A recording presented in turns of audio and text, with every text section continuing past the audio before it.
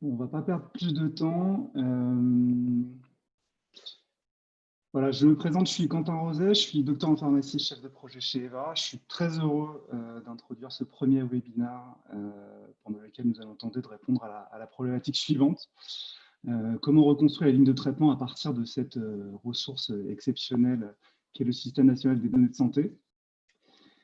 Et on va axer notre argumentation sur ce qu'apportent des techniques innovantes, voilà, issues de la data science. Et donc pour cela, je vais laisser la parole à deux intervenants aujourd'hui. Tout d'abord, Alexandre Stock, qui est co-dirigeant d'Eva et personnalité qualifiée auprès du Health Data Hub. Puis à Martin Prodel, qui est manager au sein du pôle Data Science chez Eva. Alors, avant de passer la parole à Alexandre, si vous avez des questions, je vous invite à les poser dans l'outil questions-réponses de Zoom qui est juste en dessous. On prendra le temps d'y répondre à la fin de la présentation et je me chargerai de les lire en direct. Voilà, bah c'est parti. Alexandre, c'est à toi pour commencer cette présentation.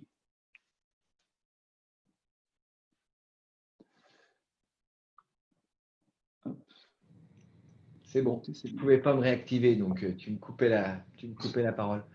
Bonjour à toutes et à tous. Bienvenue dans ce premier webinaire que nous organisons. Par la force des choses, on l'a fait en webinaire. On aurait bien aimé se voir tous dans une salle avec un verre pour l'apéro, mais ça sera pour 2021, je pense. Donc très rapidement, une petite introduction sur Eva pour ceux qui ne connaissent pas. Donc, c'est une société que j'ai créée avec Ludovic Lamarsal en 2005. Et j'ai l'habitude de dire qu'on a un triple ADN, un ADN triple brun, à la fois avec l'expertise dans l'analyse des données de santé, en particulier les données du système national des données de santé, qui vont être au cœur de cette matinée. Une maîtrise dans la data visualisation, parce qu'on est convaincu avec Ludovic et toutes les équipes que pour s'approprier ces données ou pour les faire approprier par les autres, pour qu'elles soient intelligibles, eh bien, il faut qu'il y ait une ergonomie et donc la data visualisation est indispensable. Et enfin, une recherche permanente de l'innovation technologique également, à la fois avec des stats avancées et également via les outils d'intelligence artificielle que Martin va nous présenter dans quelques minutes. Alors, pourquoi le sujet aujourd'hui de la reconstruction des lignes de traitement avec le SNDS? Parce que c'est un vrai sujet d'actualité. Et vous verrez que Martin présentera deux choses. La première, c'est comment on positionne un médicament dans une séquence thérapeutique. Et puis après, on va essayer d'aller au-delà du positionnement du médicament dans la séquence avec le positionnement du protocole de soins dans la globalité de la prise en charge thérapeutique. Alors, pourquoi le SNDS? Je pense que tous autour de votre téléphone ou devant votre écran, vous avez tous des questions auxquelles vous essayez de répondre. Les principales, on a essayé de les mettre sur cette slide. Ça commence par le respect des recos. Est-ce qu'aujourd'hui, en vie réelle, les recos des autorités sont respectés? Mais aussi, comment je place un médicament dans la séquence en vie réelle, comment il se positionne, à quel moment j'ai un switch, après quel événement, après une opération, après un événement indésirable, etc. etc. Et donc, c'est ce qu'on va essayer d'aborder aujourd'hui avec également un focus sur la reconstruction des lignes de traitement, qui est un sujet majeur en oncologie, avec des demandes importantes aussi de la part des autorités de santé sur finalement, est-ce que votre traitement rejoint la population émise au départ, la population rejointe par rapport à la population cible. Alors pourquoi le SNDS? Je pense qu'il y a énormément de spécialistes de l'autre côté de l'écran, donc je ne vais pas vous faire un cours et puis je n'aurai ni le temps ni les compétences totales pour être très franc avec vous. Mais bon, globalement, le SNDS, c'est la partie hospitalière et la partie ville, donc permet d'avoir une exhaustivité de tous les soins qui ont été remboursés, que ce soit les médicaments qu'on va repérer au niveau de l'hôpital dès lors qu'ils sont sur le fichier fiche-compte des molécules onéreuses, mais également toute la partie ville, avec à la fois les PHMF, donc prescription hospitalière exécutée en ville, et les délivrances pharmacie classiques, entre guillemets, prescription de ville délivrée en ville. Et avec sur le petit bémol sur l'hospitalisation, où effectivement on a, sauf à travailler sur d'autres bases de données que l'on peut apparier, on n'a pas d'informations sur les traitements intra-GHS. Et c'est là où les techniques de machine learning aussi prennent tout leur sens pour reconstituer des lignes, comme Martin vous le montrera. Dernière slide avant de passer la parole à Super Martin. Pourquoi ces données aujourd'hui, elles sont intéressantes et elles sont largement utilisées? Parce qu'aujourd'hui, il y a une vraie reconnaissance de la part des autorités de santé, que ce soit la CNEDIMS, que ce soit la commission de transparence, que ce soit le CEPS, en fonction des différentes questions qui vous sont posées, vous industriels, on peut arriver avec des études basées sur ces données parce qu'on a l'exhaustivité. Alors la faiblesse, elles sont de différentes natures. Vous le savez comme moi, il y a effectivement un manque de données cliniques et de résultats d'examen dans ces bases. On n'a que les soins remboursés et les délivrances, donc on n'a pas la prise effective de traitement. Mais malgré tout, on arrive en mettant à plat à la fois les forces et les faiblesses à réaliser de très belles choses comme Super Martin va vous montrer ça. Je vous remercie pour votre attention. J'espère que vous prendrez autant de plaisir à suivre Martin qu'on en a eu avec Quentin à préparer cette matinée. À tout à l'heure pour les questions.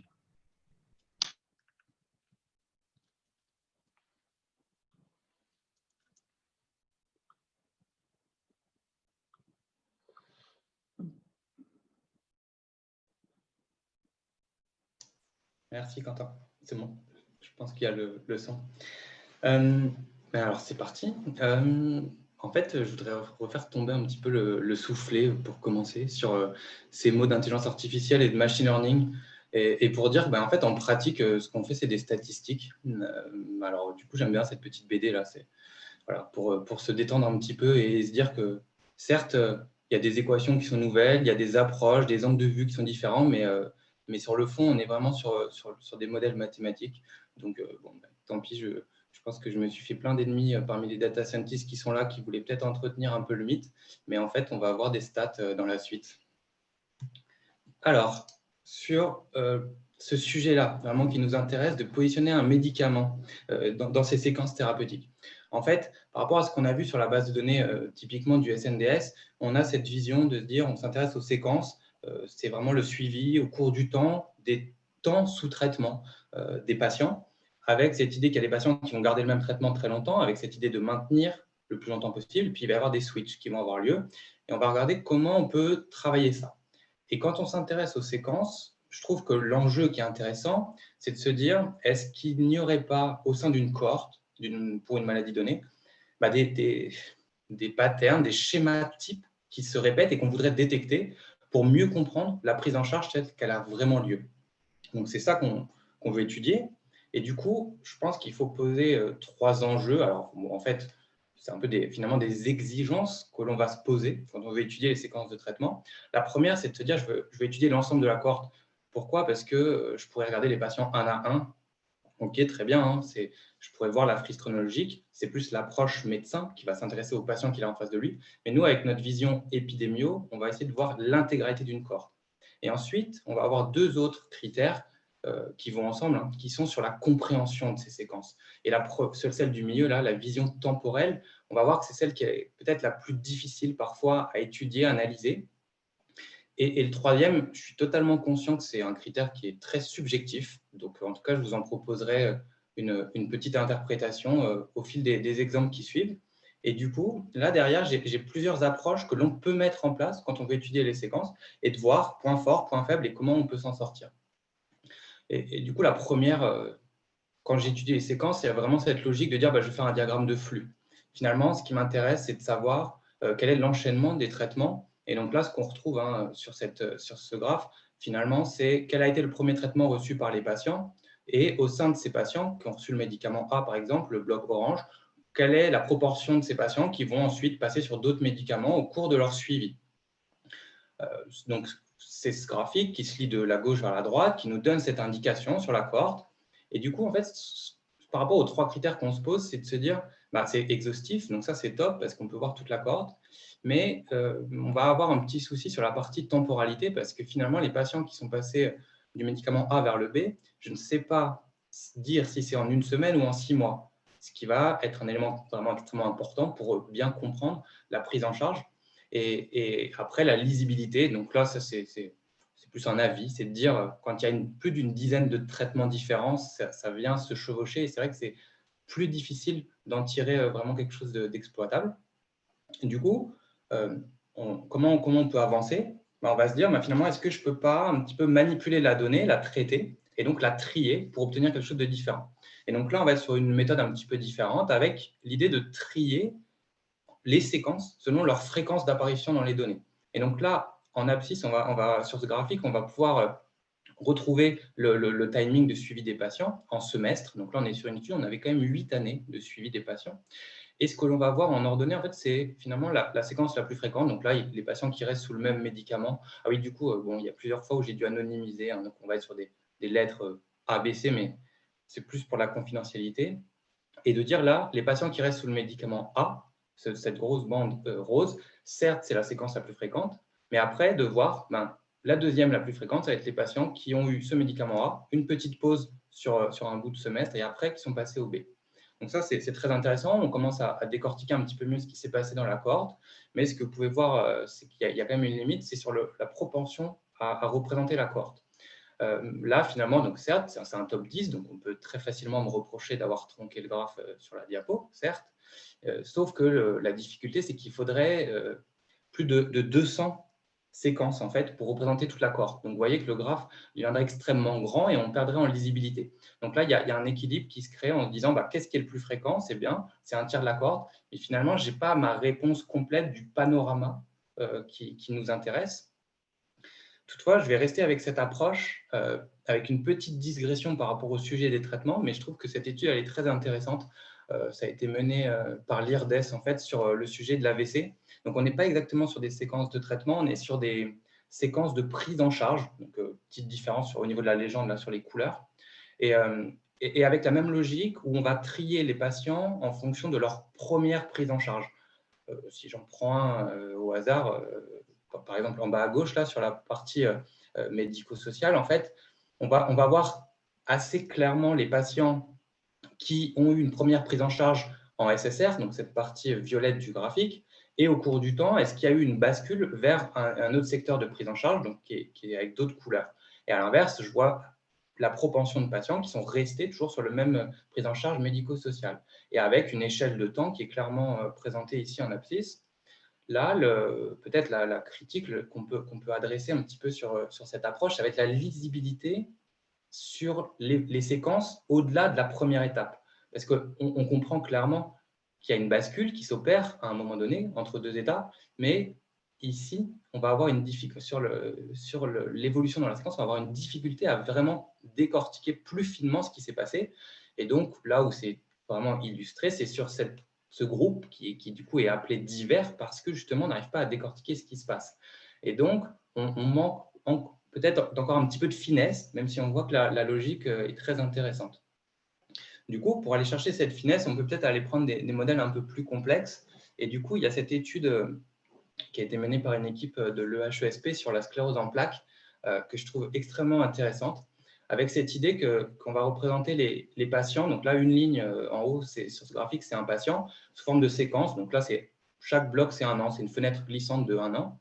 Et ce qu'on va représenter là, ça va être vraiment l'intensité du recours aux soins, c'est-à-dire l'intensité de la consommation en médicaments et ou en combinant avec les consultes et les hospitalisations.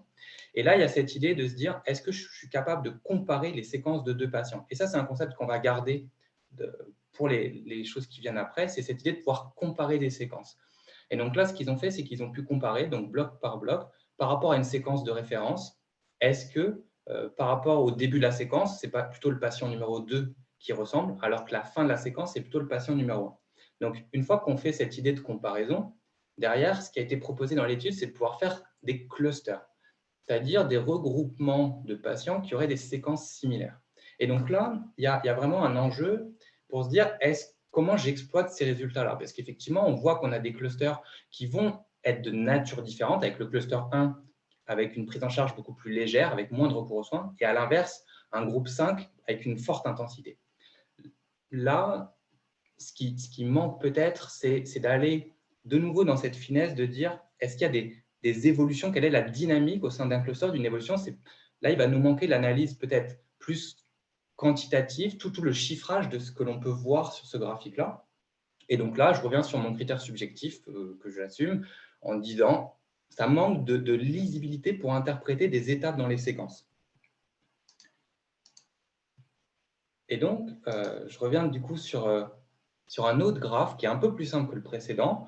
Ce graphe en rayon de soleil, qui est un que j'utilise depuis plusieurs années en fait, quand on étudie ce sujet-là, avec toujours en fait la première étape de la séquence qui est dans le premier cercle intérieur. Donc là, beaucoup de patients qui sont traités par le même traitement, hein, qui est la trithérapie. Et après, de voir les niveaux successifs, ça va être les switches et les changements de traitement. Et donc là, il n'y a pas de mystère, hein, c'est très très clair. On a un gros problème de temporalité qu'on n'arrive pas du tout à capter sur ce graphique-là parce que ce n'est absolument pas l'enjeu.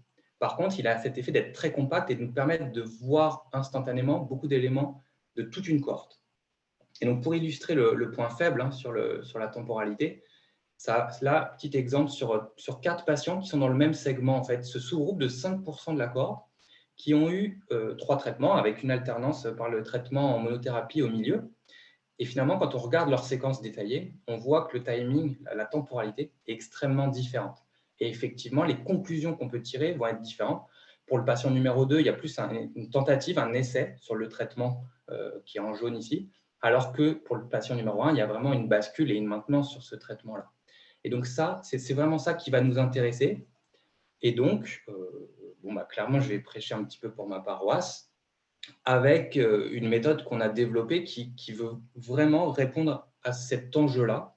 Donc, c'est la méthode qu'on a baptisée le TAC et qui a ce rôle-là d'aller étudier les séquences et de conserver la temporalité et de l'étudier. Du coup, finalement, qu'est-ce qui diffère un petit peu par rapport aux approches qu'on a vues avant? D'abord, c'est vraiment cette idée, on revient sur cette idée d'avoir des patients qui sont des vecteurs, donc une petite fenêtre glissante au jour ou à la semaine qui va nous permettre de modéliser toute la séquence du patient. Ça nous donne les visuels qu'on a ici à l'écran. Et à partir de là, on va aller chercher un algorithme, alors qu'on appelle d'IA ou de stat, hein, maintenant, peu importe, qui a finalement ce rôle-là d'aller comparer les patients et de les trier. Et donc là, moi, j'ai préparé mon petit jargon qui va bien. Pourquoi c'est un sujet un petit peu technique, difficile? En fait, on va dire que c'est un problème en fait, en haute dimension et très fortement combinatoire. Parce que finalement, chaque patient est totalement unique quand on regarde dans les données sur sa séquence. Et donc ça va nous poser un problème quand on veut extraire les séquences types. En fait, il y a trop de combinaisons possibles et on n'arrive pas à en sortir quelque chose. Et c'est pour ça qu'on a des graphiques qui sont tendance à être très fouillis. Alors, du coup, qu'est-ce qu'on met en place finalement? Comment ça va marcher? Donc, on retrouve cette idée d'avoir les patients sous forme de vecteurs. Et toute la démarche de l'algorithme, ça va être de les comparer 2 à 2 et ensuite de les classer. Et donc, pour ça, là, c'est la petite légende en bas. On va chercher en fait une méthode de machine learning. On est sur en fait une classification non supervisée. C'est ça qui est extrêmement intéressant dans la démarche. Il n'y a pas besoin de définir un critère qui serait un outcome, qui serait un résultat, qui serait un déterminant pour classer les patients. Ici, c'est la séquence dans son intégralité qu'on va utiliser et qui va nous amener à classer les patients. Une fois qu'on a le résultat qui est sur cette partie droite de la diapo, on n'est pas encore entièrement satisfait. Il nous manque la dernière étape, c'est la finesse d'extraction des séquences types, des fameux patterns qui nous intéressent. Et donc, c'est là où il y a application en fait, d'un outil de data visualisation pour restituer ça. Et là, ça, c'est le résultat clé, en fait, le graphique qu'on associe à l'algorithme TAC, dans lequel on retrouve en abscisse notre suivi en fait, au cours du temps des patients, nos 8 années de suivi. Et en fait, il va y avoir en ordonnée tous les patients. Chaque patient, en fait, c'est une petite ligne toute fine et tous les patients sont entassés, classés de façon extrêmement pertinente pour nous permettre d'extraire ce qui s'est passé en termes de séquence. Alors bon, je vous passe tous les petits avantages. Voilà, c'est top. On arrive à extraire ce qui se passe, mais je pense que le mieux, c'est qu'on aille sur des exemples ensemble. Et donc là, finalement, j'ai 4 exemples d'études qu'on a eu l'occasion de publier et qui vont dans ce sens-là, avec 4 messages différents, 4 réponses qu'on a pu apporter. Je reviens en premier sur celui avec le VIH. On retrouve notre graphe en Sunburst. Et en fait, si on applique l'algorithme TAC sur des sous-groupes de la cohorte, on va venir pouvoir détecter le premier groupe qui sont les patients qui ont été extrêmement bien maintenus sur leur trithérapie tout le long du suivi. On va pouvoir aussi identifier un groupe qui va être ceux des patients qui sont traités plus tardivement ou avec des arrêts de traitement. Et à l'inverse, ce qui m'intéresse, ça va être le groupe suivant, le groupe C, celui pour lequel on aurait imaginé qu'il y avait énormément de switch et de bascules au cours du temps. En réalité, et c'est là où je trouve que la méthode elle a tout son intérêt, on va venir dévoiler que finalement, il n'y a pas tant de switch que ça sur les traitements et que finalement, c'était un biais amené par le graphique et par cette approche. C'est que finalement, il y a des patients qui ont dû recevoir un traitement pendant une délivrance, un jour, une semaine, mais c'est ce qu'on va appeler un artefact, du bruit dans la séquence, et qu'en réalité, quand on extrait les schémas types tout le long, on se rend compte qu'ils sont également bien maintenus sur leur séquence thérapeutique. Et donc ça, c'est extrêmement intéressant quand on dit qu'il faut avoir la vision temporelle, c'est là où ça ressort vraiment fortement. Et ensuite, pour conclure avec le dernier, le groupe D, où là, on peut observer effectivement des switches aussi qui ont lieu et de voir au bout de combien de temps et est-ce qu'ils sont maintenus. Autre aire thérapeutique, le deuxième exemple sur ce que le TAC, ce genre d'approche peut apporter. Donc là, on est dans l'ère du cancer du sein avec en fait quelque chose qui nous a intéressé, c'est de dire pour les patientes qui ont été traitées, qui ont eu une chirurgie pour leur cancer du sein, finalement, comment ont été initiés les traitements après cette chirurgie. Et donc là, c'est ce qui va nous intéresser. Et le premier élément, c'est le graphique que j'ai mis en dessous de là, du TAC, qui nous permet de voir à tout instant donné, donc comme si on traçait un trait vertical sur le graphe, quelle est la répartition des traitements qui sont donnés aux patientes, parce qu'il y a des recommandations qui demandent à ce que les traitements, donc là c'est la chimiothérapie qui est en jaune, hein, le traitement B, au bout d'un moment, ça doit devenir le traitement de référence qui doit être maintenu le plus longtemps possible chez les patientes. Et donc, qu'est-ce qu'on obtient comme résultat? Ici, c'est l'idée de mettre en regard les résultats avec des recommandations.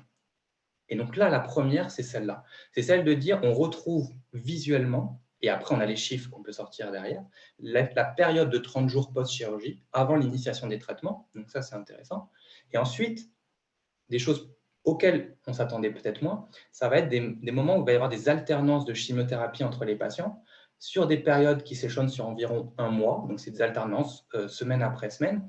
Et donc ça, effectivement, c'était intéressant de pouvoir les quantifier et de voir exactement à quel moment du parcours ça se produit. Enfin, ça nous permet de mettre en lumière qu'il y a une proportion, donc on est sur 8-9% de la cohorte, avec ce qu'on peut appeler des déviations vis-à-vis des recos.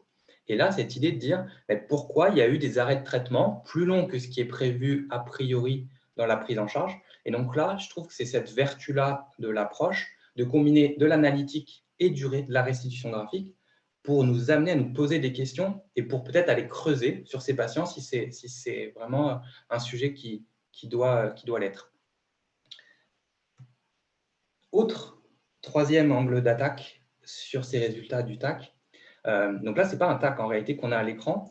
Je reviens sur une méthode qu'on a vue un peu plus tôt, qui est une méthode de tri des patients. Donc là, on arrive dans la sphère du cancer du poumon, avec l'intérêt de voir comment étaient traités les patients qui avaient initié par un premier produit, donc en l'occurrence qui est en violet ici, hein, donc en l'occurrence c'est le nivolumab, et de voir quels ont été les traitements derrière ce premier.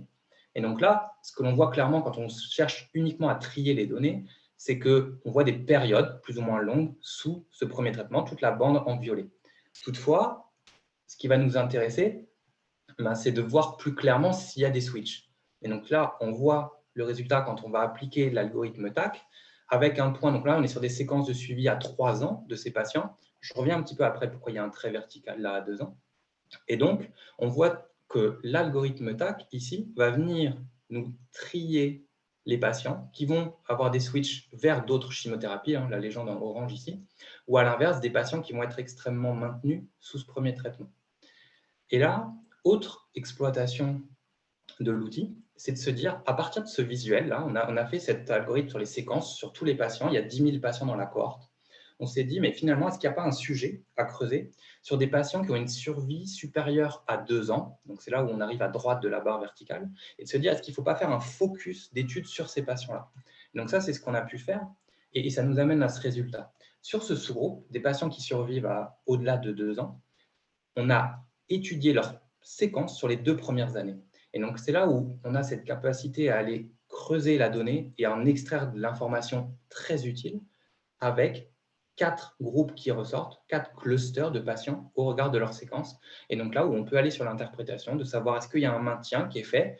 On voit qu'il y a aussi pas mal d'effets d'arrêt de traitement, donc pas mal de petites zones grises qui viennent se mettre dans les séquences de traitement et de comprendre pourquoi ça a lieu. Et à l'inverse, sur le cluster qui est en bas, plutôt la partie des patients qui vont switcher et qui vont basculer sur d'autres traitements.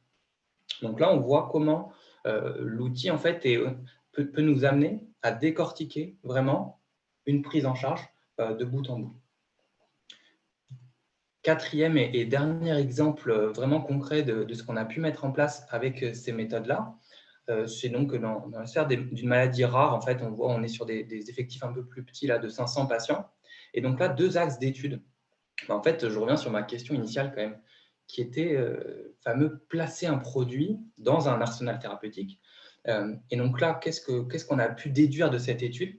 On a pu déduire le placement de ce traitement, donc le traitement B qui est illustré en bleu foncé ici sur le graphique, et de voir qu'il y a vraiment 2 façons pour ce produit de se positionner.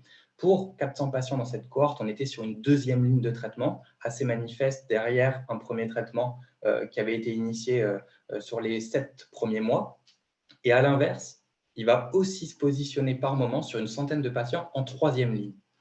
Et là, comment on a pu obtenir ces résultats-là? Là, ça paraît entre guillemets facile de conclure à ces éléments une fois qu'on a le graphique. Sauf que, en fait, on avait essayé de tenter notre chance en analysant directement les données brutes et on trouvait que le médicament, en fait, était par moment en 4e, 5e ligne. Et en fait, pourquoi on s'était fait piéger? C'est encore une fois avec cette idée qu'il y a, moi j'appelle ça des petits artefacts dans les données, c'est-à-dire un patient qui va avoir un switch sur une injection, alors qu'en fait, on est sur du long terme, on est sur plusieurs mois de traitement. Et du coup, ça, quand on regardait les données, on avait l'impression qu'il y avait plus de switch qui apparaissaient, et donc ça repoussait le traitement B dans des lignes supérieures, alors qu'avec ce mécanisme d'extraction des schémas types, des séquences types, finalement, on voit qu'ils se positionnent en 3e ligne ici. Et alors, petite cerise sur le gâteau, ici, c'est une fois qu'on a étudié ces séquences de traitement. C'est bien, très bien, on arrive à voir les enchaînements que les patients ont reçus, mais il y a cette idée de dire quelles ont été les caractéristiques de ces patients. Et donc ça aussi, c'est de dire, finalement, est-ce que les patients ne sont pas différents au regard des séquences qu'ils ont reçues? Et donc là, c'est un résultat qu'on a pu mettre en avant avec une différence très significative à la fois sur l'âge et sur le risque de développer une complication. Et donc ça, encore une fois, on est dans cette logique d'exploitation de la donnée pour le panorama le plus complet possible à apporter. Voilà les 4 exemples structurants que je voulais montrer sur cette partie des séquences de traitement et de voir comment ça nous amène des réponses. Toutefois, il y a cette idée quand même que les prises en charge évoluent, donc notamment, je pense à l'oncologie, je pense qu'il y a vraiment beaucoup d'aires thérapeutiques où il y a de plus en plus de traitements qui arrivent avec toute cette idée de la modernisation des prises en charge, avec une multiplicité en fait, de protocoles qui sont disponibles et que les médecins peuvent mettre en place sur les patients. Et donc, je voudrais aller sur ce sujet de la protocolisation des soins. Là, c'est un sujet qui n'est pas du tout étudié et capté par toutes les méthodes qu'on a pu voir ensemble, j'inclus le TAC là-dessus, d'arriver à capter des schémas plus complexes avec des cycles qui vont se répéter avec des injections à des jours spécifiques, jour 1, jour 8, jour 28, donc sur un premier mois de traitement, et qui vont se répéter au cours du temps. Ça, c'est des choses qui, du coup, échappent aux méthodes qu'on a vues. Heureusement, on ne va pas se laisser faire, et du coup, on va creuser. Et donc, c'est là où on peut aller sur cette partie protocole de soins. Alors, j'arrive, je prends juste un tout petit coup d'eau.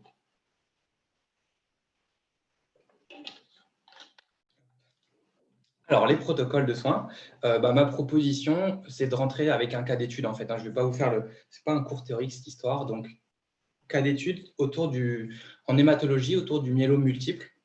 En fait, on s'est posé plusieurs questions sur cette pathologie, cette idée de pouvoir étudier l'histoire de la maladie, les traitements et surtout l'évolution des pratiques médicales. On était sur les 7 dernières années de prise en charge.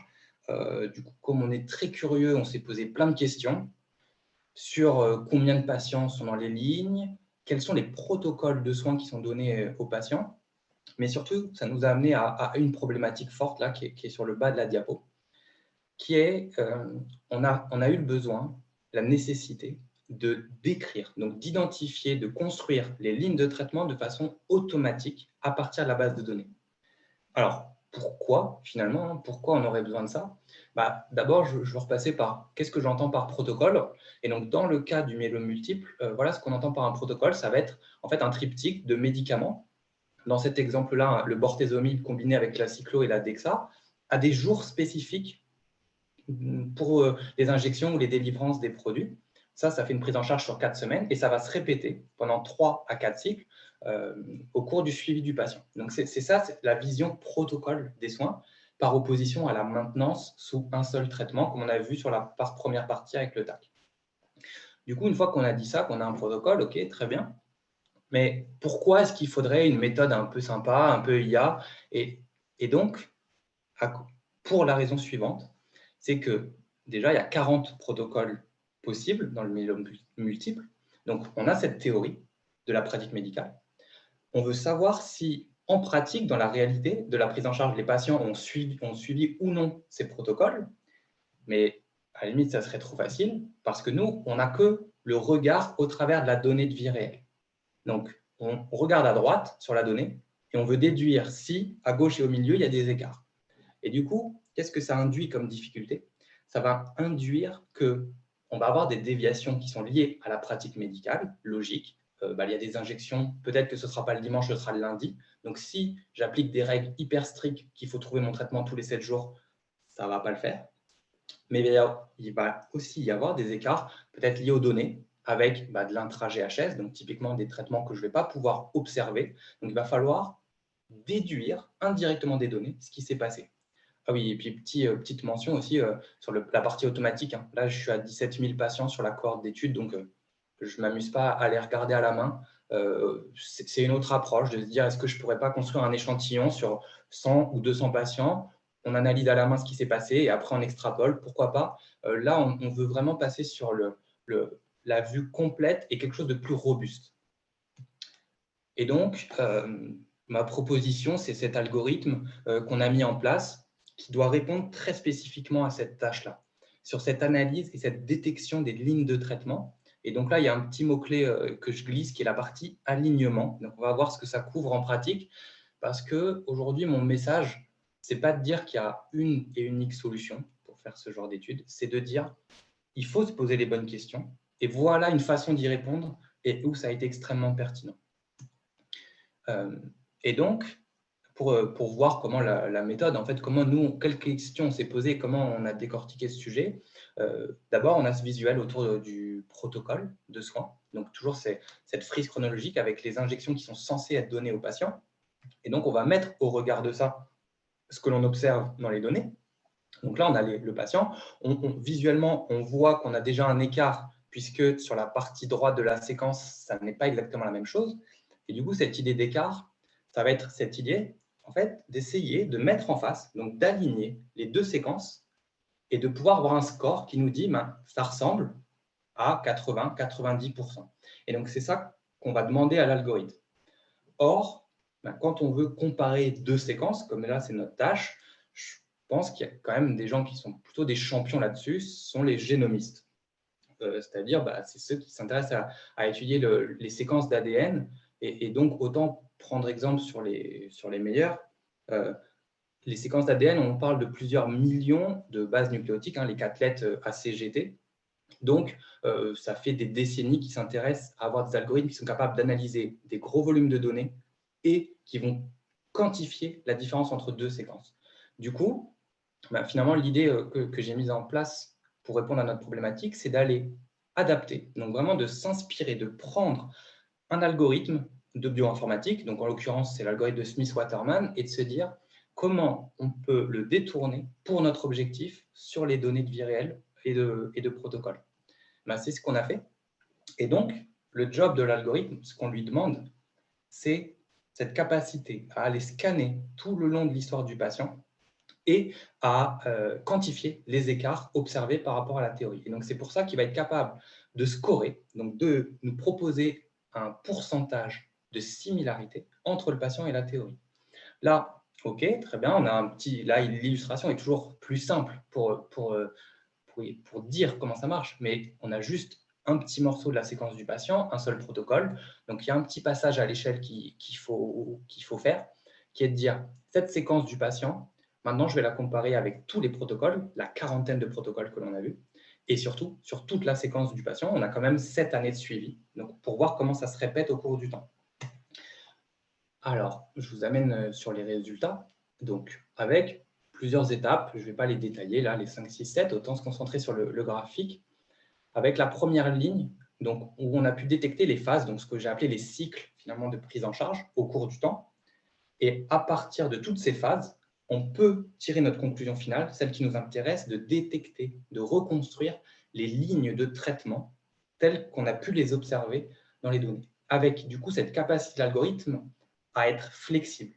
C'est-à-dire que quand il nous quantifie qu'un patient ressemble à 80-90% de la théorie, là, c'est là où nous, on peut réfléchir, discuter avec les experts médicaux et conclure quand est-ce que c'est statistiquement pertinent de mettre un seuil pour dire oui, on peut conclure c'est bien une ligne parce que 90%, c'est totalement acceptable dans la pratique. Et donc là, bon, c'est bien, j'ai un patient où ça marche super bien, mais du coup, sur la cohorte de 17 000, est-ce que la méthode s'en sort aussi bien que ça? Bon, bah, il n'y a pas de vrai suspense, hein, honnêtement, ça se passe toujours plutôt pas mal, avec cette idée que on avait en premier lieu 77% des patients pour lesquels on retrouve les lignes. Et finalement, qu'est-ce qui se passait avec les 23%? Et c'est là où on a envie de dire que la méthode elle est un petit peu intelligente, donc c'est qu'elle va aller au-delà de son travail de détecter les lignes, c'est qu'elle va aussi nous informer à chaque fois qu'une ligne est mal détectée ou pas détectée, elle va nous apporter de l'information sur le pourquoi. Qu'est-ce qui se passe? Et en fait, ce qui s'est passé là, par rapport aux 23% de patients pour lesquels on n'a pas pu retrouver ces lignes-là, finalement, ce que l'algorithme nous a proposé, ce sont 2 schémas types de protocoles qui n'avaient pas été inclus initialement dans la liste des 40 protocoles, comme étant possiblement des nouveaux protocoles à intégrer. Et donc ça, finalement, dans la discussion avec les experts médicaux, ils ont validé ce concept de dire, bah, effectivement, en hémato, dans cette prise en charge-là, il y a des protocoles de fait qui sont acceptés. Et donc, on a pu réintégrer ces protocoles dans le listing des 40 de début et donc nous amener à une détection beaucoup plus intéressante et pertinente à 92% des patients. En sachant qu'on sait aussi qu'il faut être humble et raisonnable et de ne pas chercher à aller au-delà parce qu'on sait qu'on est sur de la donnée de remboursement, on n'est pas sur de la donnée clinique très précise. Et donc, là, pour nous, ça, c'était déjà un résultat extrêmement excellent et pertinent au regard de l'étude. Voilà ce que je voulais partager sur cette partie protocole de soins et de leur détection dans les données. Alors, le mot de la fin, la conclusion. On s'est posé une question au départ, qui était de savoir comment on pourrait reconstruire les lignes de traitement finalement. Et avec un élément clé aujourd'hui, c'est le premier à gauche, il y a la donnée. Donc, en premier lieu, sur cette base de données du SNDS, qui est cette base de données qu'on a l'habitude de traiter chez Eva, et pour laquelle on a une certaine maîtrise, avec l'idée qu'il y a d'autres bases de données qui peuvent être très pertinentes pour ce genre d'études. Ça, on n'a pas de doute là-dessus. Et donc, aujourd'hui, on a vu ensemble une réponse, à la fois pour la partie médicaments et séquences, et aussi pour la partie protocole.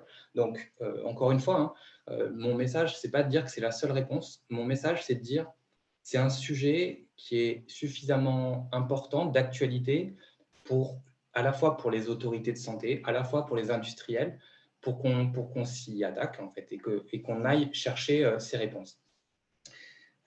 Enfin, dernier petit point, j'ai beaucoup parlé des médicaments dans cette présentation, sous différentes formes, différentes façons d'être donnés aux patients. Mais ça soulève la question de se dire, est-ce qu'on ne pourrait pas déjà réfléchir au coup d'après, qui serait d'aller au-delà? Parce que le parcours, ça n'est pas que le médicament. Et donc, cette idée de dire comment on pourrait s'intéresser à modéliser, à étudier le parcours complet du patient. Et donc ça amènerait d'autres événements, d'autres natures d'événements. Et c'est ça qui est intéressant, ça va être un autre champ de méthode d'analyse pour ces sujets-là. Et bien là-dessus, je vous remercie tous pour votre attention et je te redonne la main, Quentin. Merci beaucoup, Martin. Merci beaucoup pour cette présentation. Peut-être avant de passer aux questions, juste pour vous signaler que si vous souhaitez avoir accès aux slides de la présentation, vous pouvez tout à fait vous les partager. Vous avez juste à envoyer un petit mail à une des 3 adresses que vous voyez ici. On se fera un plaisir de vous les partager. Et donc, on va pouvoir passer aux questions. J'ai vu qu'il y en avait déjà quelques-unes qui avaient été posées. Il y avait une première question de la part de Jonathan qui me semble remonter un petit peu dans l'historique de la présentation, où il posait la question de comment on choisissait cette durée d'1 an. Il me semble que c'est par rapport à l'exemple sur l'application sur la CEP de mémoire. Martin, peut-être que Jonathan, Ok, oui, ça me parle. Enfin, confirmer ça. En tout cas, je vais apporter une précision. Alors, effectivement, méthodologique qui en fait, a trait à plusieurs approches que j'ai montrées un peu plus tôt, c'est une idée récurrente de choisir des fenêtres de temps pour lesquelles on va suivre les patients. Finalement, est-ce que je regarde au jour près, à la semaine ou carrément à l'année? Et ça, effectivement, c'est un critère qui est déterminant par rapport à l'analyse. Et en fait, ma recommandation ici, c'est surtout pas de s'arrêter sur un choix fixé, qui serait de dire là, sur l'exemple de la CEP, effectivement, on était sur une modélisation par année. Donc, chaque petit bloc de couleur, c'était 1 an et il y avait 8 années. Mais c'est très clairement, il faut mener des analyses de sensibilité. On peut plus se permettre de fixer des seuils arbitrairement. Je suis convaincu on a la puissance de calcul et compagnie sont disponibles pour se dire je vais tester des seuils et je vais voir comment ça réagit et est-ce que j'ai finalement des différences de résultats en fonction des seuils que je prends. Donc ça, c'est vraiment important sur les fenêtres glissantes que l'on prend.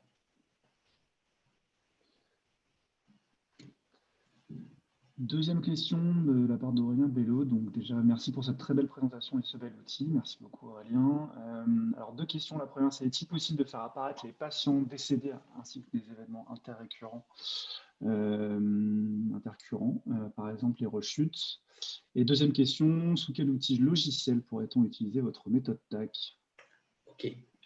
Alors, première question qui fait partie de mes challenges du moment sur ces approches-là, c'est effectivement d'arriver à inclure comment on appellerait ça, c'est des événements ponctuels dans ces visuels et dans ces analyses-là. Finalement, c'est bien d'avoir ces temps sous traitement, mais comment on pourrait avoir des moments marqueurs qui seraient une rechute, une réhospitalisation? Alors bon, dans le pire des cas, effectivement, il y a même le décès. Alors, par rapport au décès, c'est peut-être l'élément qui est le premier que je peux traiter. Bon, vu que c'est un critère de fin de suivi, en réalité, c'est quelque chose que l'on intègre dans le TAC et pour lequel on va pouvoir signifier à l'algorithme, on va pouvoir lui dire est-ce que c'est un critère déterminant ou pas pour regrouper les patients? Autrement dit, est-ce qu'il faut chercher à faire des clusters de patients décédés versus patients vivants ou est-ce qu'on laisse l'algorithme étudier les séquences et c'est lui qui choisit tout seul si les patients doivent être scindés ou réunis? Ça, c'est pour la partie traiter les événements de décès. Après, pour les événements interrécurrents, en fait, là, ma réponse, c'est je vais un peu trouver une astuce pour les réintégrer. Ça va être sur comment je vais utiliser le TAC en termes de design épidémiaux. En fait, là, on a vu des exemples sur lesquels on avait un T0 qui était le début de la prise en charge des patients. Et ensuite, on va regarder ce qui se passe. Donc, on part vers la droite sur la frise chronologique. En fait, on a beaucoup réfléchi à ce sujet-là. Et en fait, on a des designs un petit peu différents qui nous amènent des réponses très intéressantes qui sont de dire est-ce que je ne pourrais pas regarder un événement marqueur comme une hospitalisation pour rechute. Et en fait, je vais regarder à la fois avant et après. Donc, en fait, je vais représenter 2 TAC sur le avant et sur le après. Soit en regardant carrément la séquence complète, donc le total, avant-après, soit en disant que c'est 2 sujets qui sont différents. Et donc là, on rentre dans l'idée de pouvoir décliner la méthode sur des designs différents. Et ça apporte des réponses qui sont souvent difficiles de restituer par d'autres analyses parce qu'on va commencer à croiser beaucoup de critères. Donc moi, je trouve ça hyper intéressant, effectivement.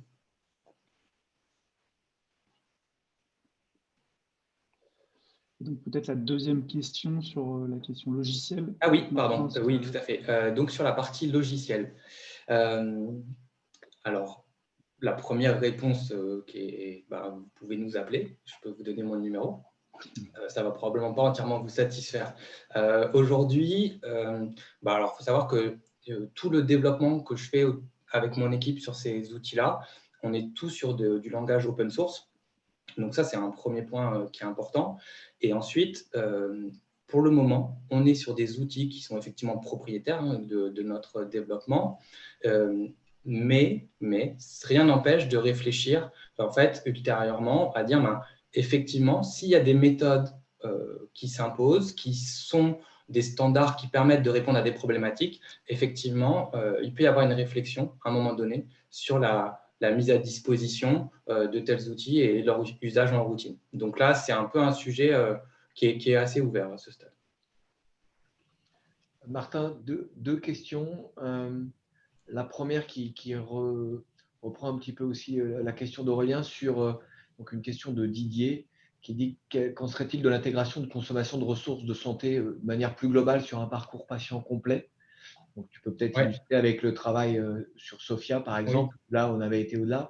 Et je vais répondre à l'autre question, puisque de Anaïs, qui a été effectivement évoquée au tout début, mais donc je vous le répète, sur l'apport que ça peut avoir pour les patients, sur leur suivi, pour les laboratoires pharmaceutiques, pour comprendre les lignes de traitement. Effectivement, ce qu'on disait en introduction, c'est que les questions sont nombreuses sur l'apport de ce travail sur les lignes de traitement. Effectivement, pour les industriels de santé, pour voir en amont du lancement comment positionner un produit dans l'arsenal thérapeutique, ou en aval, de voir en vie réelle lors des négociations, est-ce que j'ai rejoint la population cible, mais également pour les autorités de santé, pour voir si les recommandations sont respectées. Martin présentait un exemple tout à l'heure de la place de la chirurgie et de la chimiothérapie. Il y a aujourd'hui des recos très clairs sur la chimio adjuvante, et il est intéressant de voir que ces délais-là ne sont pas forcément respectés. Donc après, on peut faire des analyses territoriales, ce qu'on avait fait, pour montrer aussi qu'il y a un problème d'offre de soins, de choses comme ça. Voilà pour la réponse à la question d'Anaïs. Et je te laisse répondre sur l'approche plus globale dans la place de… Oui, pour intégrer les consommations de ressources.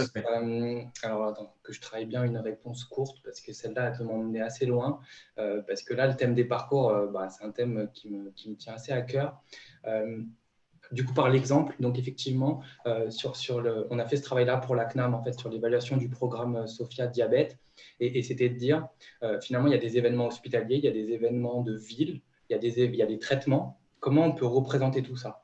La réponse courte, c'est qu'il y a des méthodes algorithmiques qui sont du ressort du process mining, qui ont exactement cette vertu et cette possibilité. Et du coup, ce qu'on a pu faire dans le travail avec la CNAM, on a pu mettre en lumière des étapes fortes de prise en charge, donc plutôt la sphère hospitalière, et on a représenté et modélisé le recours aux soins de ville entre ces hospitalisations, le tout avec des restitutions graphiques, avec beaucoup d'interactivité pour pouvoir naviguer dans les données et pouvoir aller finement dans ce qui s'est passé. Donc effectivement, il y a vraiment des choses qui sont disponibles, et donc il y a le rapport, en l'occurrence de cette étude, qui est public et que vous pouvez trouver sur le site de la CNAM. Merci Martin. Une question de Mathilde qui dit donc, bonjour, merci pour cette présentation. Selon vous, sur combien de traitements peut-on appliquer la méthode TAC? Je pense que la question, c'est de savoir combien on peut intégrer de traitements dans… Oui. Alors, en fait, il y a deux dimensions qui sont le nombre de patients et qui sont le nombre de traitements. Sur le nombre de traitements, je vous donne mon TAC le plus détaillé que j'ai eu l'occasion de faire. On était sur une vingtaine de traitements différents. Donc, ça vous donne un premier ordre de grandeur. C'est beaucoup, 20. En fait, à un moment donné, on se pose la question de dire pourquoi on veut ce niveau de détail-là. Est-ce que c'est vraiment le choix des médicaments qui est disponible dans cette pathologie? Donc, c'est possible.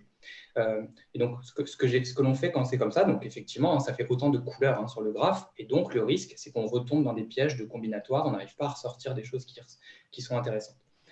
Ce que l'on fait, en fait, traditionnellement, c'est un travail qui est itératif sur le TAC.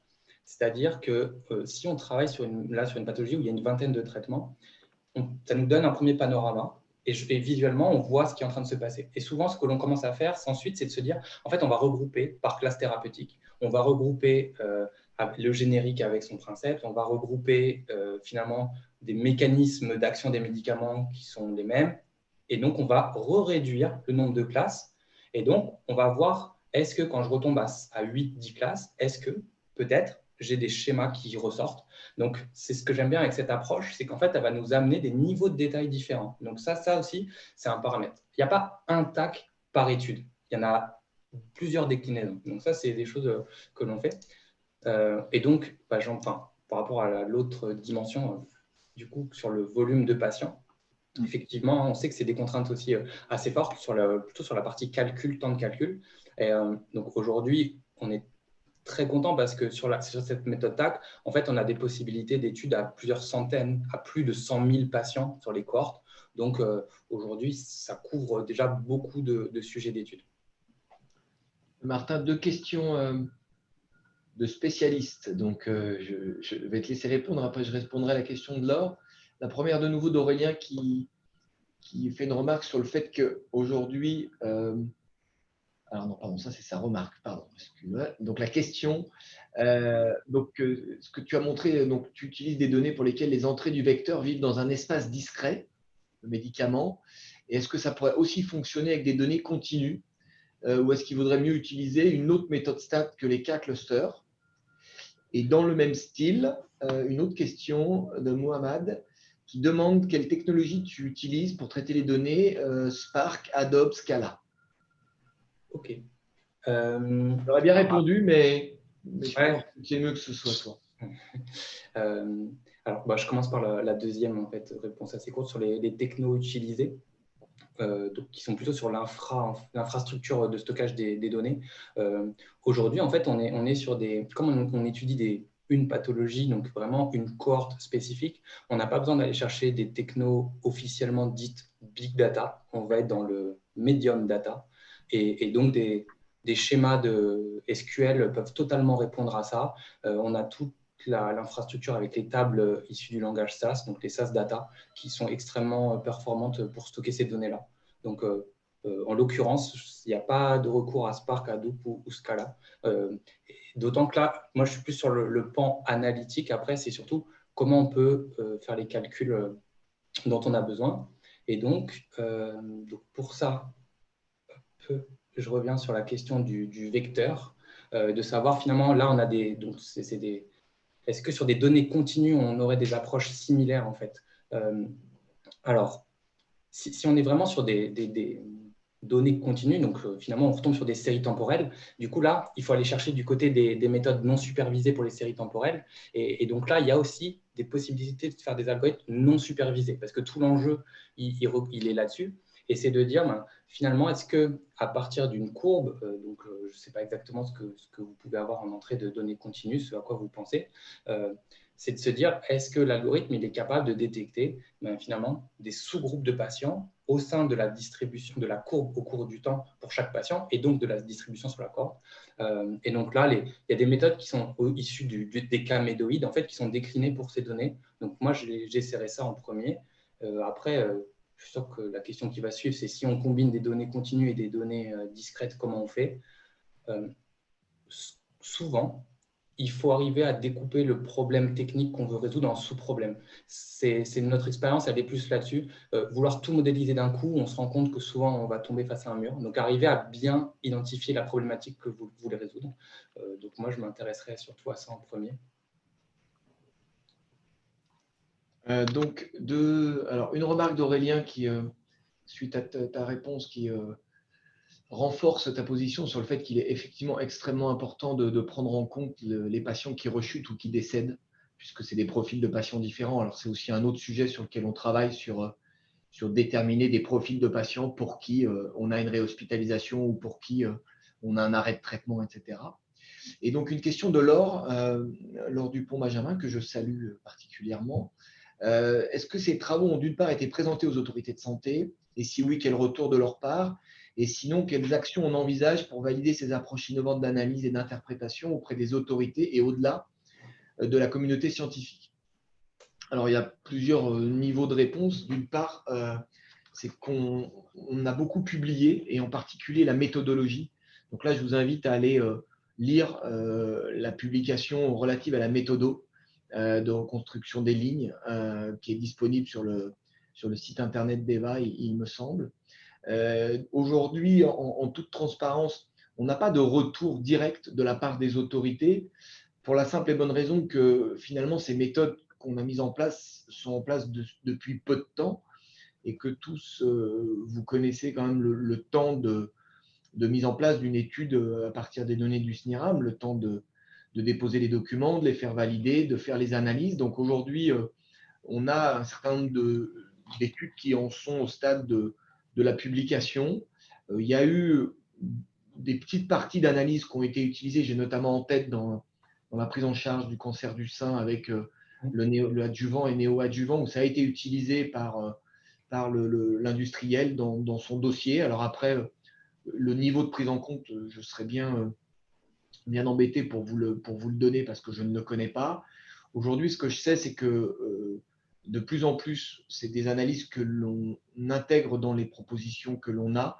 Soit c'est le sujet de la question, soit c'est une option, entre guillemets, qui peut apporter une approche un peu complémentaire de la question originelle du client et de beaucoup publier parce que ça passera par cette reconnaissance de la part de la communauté scientifique sur ces approches innovantes. Voilà la réponse à ta question.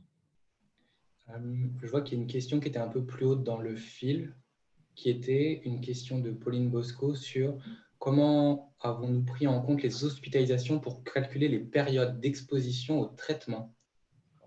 Alors, plusieurs éléments de réponse, parce qu'il y a plusieurs hypothèses qu'on est amené à établir, qui sont la première, c'est tout ce qui va être les médicaments sur la liste en sus. Donc vraiment, là, clairement, on identifie quel est le traitement pour une chimiothérapie. Donc effectivement, la difficulté, c'est de déterminer une durée pour que ça couvre. Et donc là, il y a soit des hypothèses, soit on réutilise les doses, soit on fait des hypothèses qui sont qu'on fait des périodes qui correspondent à toute la période de la durée du séjour, ou alors c'est jusqu'à la prochaine injection quand c'est régulier, par exemple toutes les semaines, parce qu'effectivement, graphiquement, il y a aussi cet enjeu de ne pas représenter uniquement des points ponctuels quand c'est des chimios en HDJ, mais d'arriver à avoir un suivi complet, donc ce trait qui permet d'être continu.